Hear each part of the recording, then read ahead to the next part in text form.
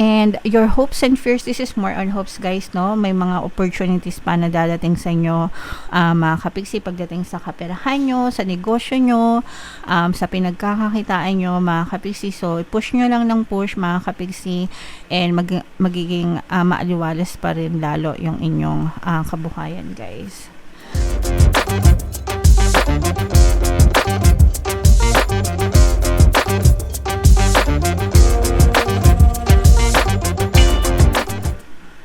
Hello guys, hello Gemini, welcome back to Pinay Pixie Tarot. Ang pamagat ng episode natin for tonight is Story Mo Ba To? Ito isang timeless reading mga kapixie para sa Gemini, Sun, Moon, Rising, Sign, and Venus. Sa reading na to guys, titingnan natin where you are right now, mga potential and challenges nyo, what you need to focus on, your past, present, and future energy guys, mga suggested approach, and yung potential future ng story nyo mga kapixie. So, unahin natin tong deck na to guys, tignan natin yung mga angel messages para sa inyo mga kapixie. So, meron tayong crystal clear intentions guys, no? Be clear about what you desire and focus upon it with unwavering faith. So, ito yung first step mga kapixie para ma-manifest natin yung mga bagay na gusto natin. Kailangan malinaw yung intentions natin and kailangan malinis din, no? Hindi lang malinaw guys, kailangan malinis din yung intentions natin. Ibig sabihin, mabuti yung intention natin, makakatulong sa atin and makakatulong din sa ibang tao, mga kapixie. And then, if you already know what you desire, guys, you just have to focus on it, no? With unwavering faith, ibig sabihin kailangan buong-buo yung pagtitiwala nyo mga kapixie, and the universe will definitely grant you the desires of your heart guys, okay? So, wag natin kakalimutan yung salitang focus mga kapixie, no? Kasi dapat talaga fino-focus natin yung energy natin, yung attention natin dun sa mga bagay na gusto natin hanggang sa ma-push out siya sa ating physical reality mga kapixie, okay? Alright, yung next message para sa inyo, Gemini, career transition. Ito hindi ito na magre-resonate sa lahat mga kapixie, but if you feel like ginagawa mo na to or naguguluhan ka, this message is for you, no? So, maaari magkaroon ng mga magagandang changes or pagbabago guys, no? Pagdating sa career nyo, sa kaperahan nyo, sa mga sources of income nyo mga kapixie, no? Your life purpose is triggering a blessed career change and magiging blessed kayo guys when you make that transition kapag ginawa nyo yung mga pagbabago na yun or changes na yun mga kapixie, okay? So wag kayong matakot, wag kayong magduda mga kapixie. If you feel, the moment na naisip nyo yun guys, ibig sabihin it's already meant for you, no? It's already meant for you. Kailangan nyo lang na maging panindigan at lakasan yung loob nyo mga kapixie, okay? Alright, another message for you Gemini. Hello from heaven. This is a message guys from your ancestors mga kapixie, yung loved ones natin na nauna na sa atin guys, no? Your loved ones in heaven are doing fine. Let go of worries and feel their loving blessings. Although hindi naman to magre-resonate sa lahat guys, pero if you feel like this message is resonating with you, especially do sa mga kapixie natin na sometimes recent lang na merong namayapa sa family natin, mga family members natin, ganyan. Sometimes hindi pa tayo makamove on, may grief pa, may sa puso natin, may butas pa, sometimes namimiss pa natin sila. So, this is the message for you guys. Huwag kayong mag-alala para sa kanila. They are doing well, they are safe, they are doing fine. So, alisin mo na rin yung mga worries mo and you live your life, mga kapixie, because they will always watch over you, mga kapixie. Alright? Okay, so comment down below Gemini if feeling nyo naka-resonate kayo dyan sa mga messages na yan. Shuffle natin to. Hanapin natin yung energy ng Gemini guys. Habang sinushuffle ko to, panoorin nyo muna yung video natin regarding sa ating paano mag-manifest ng abundance video course. Kapixie, sawa ka na ba sa mga struggles at hirap sa buhay mo? Masipag ka ba at masikap sa buhay ngunit hindi ka pa rin umaasenso?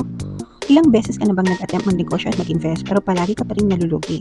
Sa pagkakataon na ito ay maaaring may subconscious beliefs ka na nagiging balakid sa iyong pag-unlad at pagyaman. Introducing, paano mag-manifest ng abundance video course. Dito ay matututunan mong ma-overcome ang mga balakid mo para tuluyan ka ng umunlad, umasenso, sumagana, maging matagumpay, successful at maswerte sa iyong kabuhayan, pera, trabaho, negosyo, salapi at kaperahan ng bonggang-bongga. Dali, mag-send na ng email sa pinoypixietaro@gmail.com at simulan na ang iyong pagyaman ngayon. Alright, so sa lahat ng gusto mag-avail ng course guys, naka-flash sa screen nyo. Una, meron tayong paano mag-manifest ng abundance video course. Meron din tayong paano mawala ang third party at magkaroon ng harmonious na relationship. And meron din tayong paano pabalikin si ex, revise breakup. So sa mga interesado guys, mag-send lang kayo ng email sa pinoypixietaro@gmail.com.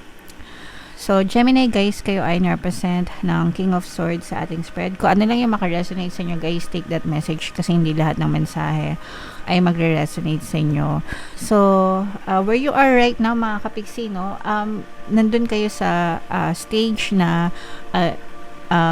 you keep on looking forward dun sa mga pangarap nyo, dun sa mga plano nyo sa buhay, no? Parang yung mga vision nyo sa isip nyo mga kapiksi, parang iniisip nyo talaga kung paano siya magkakatotoo sa buhay nyo. Probably for some of you, you are making plans, gumagawa kayo ng plano.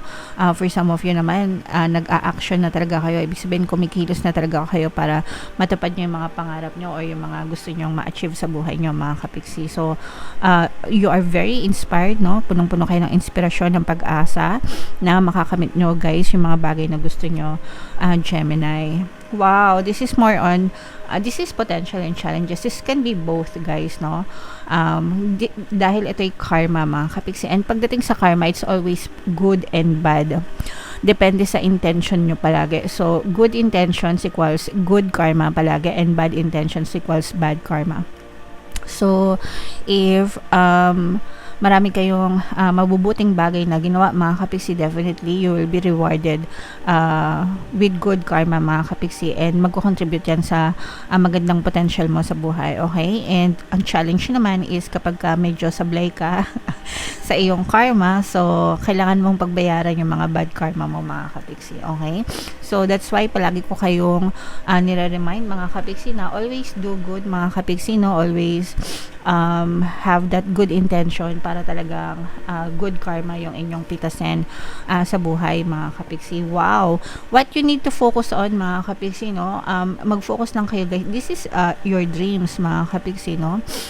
Kumbaga parang alam nyo ba yung laro na sungka mga kapiksi? Di ba yung sungka? Sa mga panahon namin, mag-search na lang sa Google yung mga hindi alam yung sungka. Pero di ba yung sungka, meron siyang parang board, tapos may mga hulugan ng mga shells, ganyan, yung ilalim, ganyan. Yung malalim yung basta lagayan.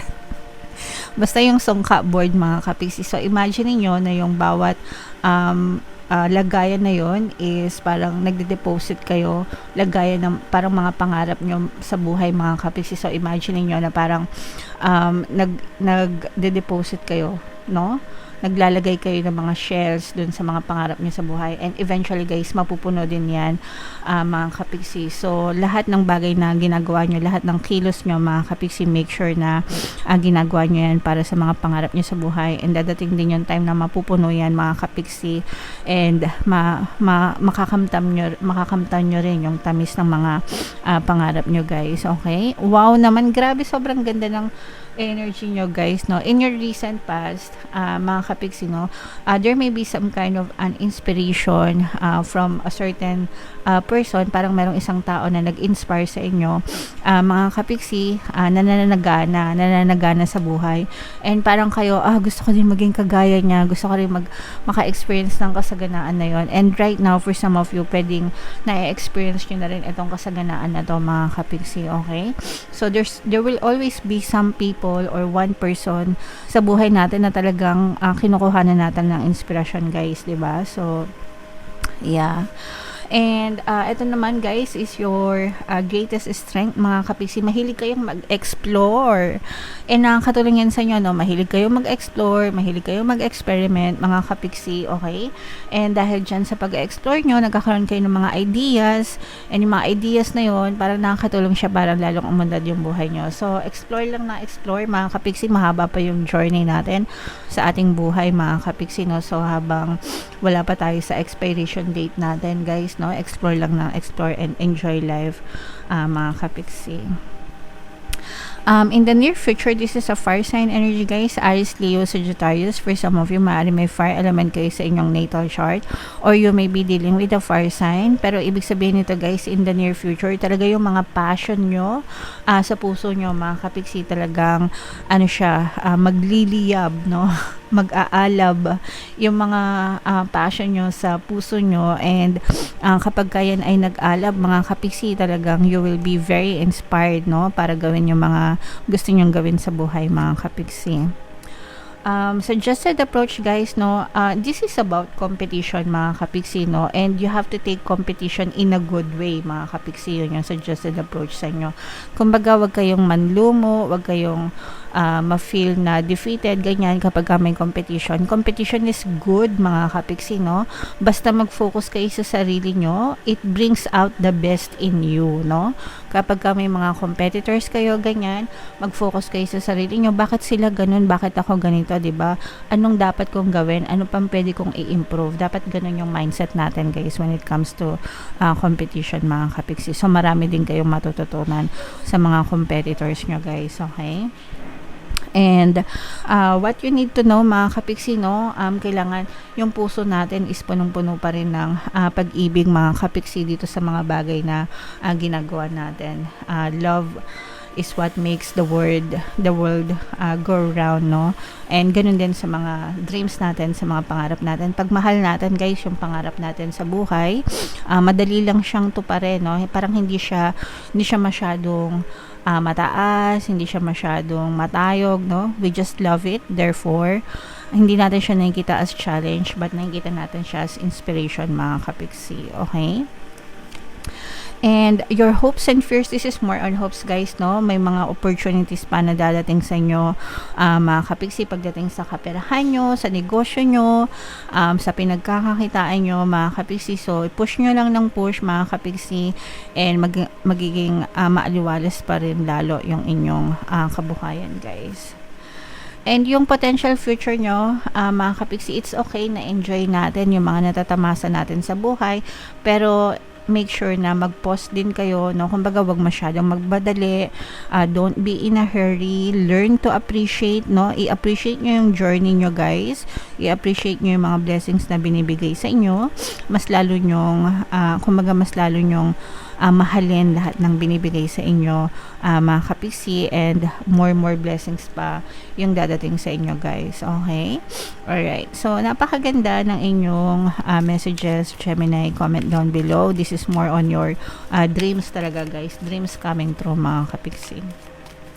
So, i-mind nyo na yan sa comment section, guys. Tingnan natin yung additional na mensahe for you, Gemini.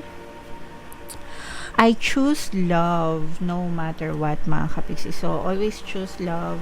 Always choose wellness, mga kapiksi. Always be grateful sa lahat ng ginagawa nyo. Sabi ko nga, guys, diba, yung kanina sinabi natin dito, what you need to know, kailangan yung puso mo punong-puno ng pagmamahal dun sa mga pangarap mo, dun sa mga bagay na gusto mo, mga kapiksi, para talaga maging inspired ka sa buhay, guys. Okay? So, choose love regardless of the situation, mga kapiksi. Okay? Alright. So, comment down below, Gemini, if feeling nyo naka-resonate kayo, guys, and i-mind nyo na yung mga magaganda dito. For more tarot readings, guys, ito yung playlist nyo. Ito naman yung ating success stories ng paano mag-manifest ng abundance video course. Thank you for liking, sharing, and subscribing, guys. See you next time. I love you all. Have a nice day. Bye-bye.